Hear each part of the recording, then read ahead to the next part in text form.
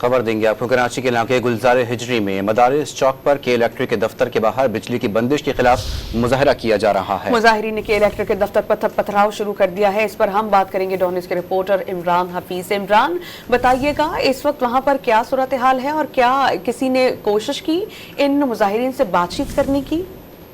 समीर, देखें, ये गुलजार हिजरी का इलाका है मदारिस चौक पर। यहाँ पर जो इलाके के जो अतराफ के मकीन है, जिनकी बहुत बड़ी तादाद थी, जो इस गैर एलानिया लोड शेडिंग के खिलाफ जो है वो मजबूरन सड़कों पर निकल आए और उन्हें एहतजाज करके दोनों ट्रैक जो है वो उन्होंने मुकम्मल तौर पर बंद करके एहतजाजी धरना भी दिया और नारेबाजी भी की और उन्होंने कुछ पथराव भी किया। जिसके बाद एक पूरा एक काफिला था जो मुस्तैद मकीनों का, ये वहाँ पर के इलेक्ट्रिक के दफ्तर के बाहर वहाँ पर पहुंचे हैं। वहाँ पर उन्होंने के इलेक्ट्रिक दफ्तर पर वहाँ पर पथराव भी किया, तोड़ फोड़ भी शुरू की।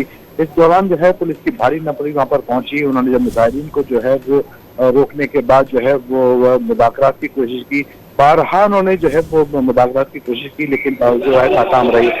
लेकिन अभी कुछ देर पहले जो है इनके दरमियान, पुलिस के और इनके दरमियान जो है मुदाखरात कामयाब हुए हैं और लोग जो है पुरअमन तौर पर अभी फिलहाल मुंतशिर हो गए हैं।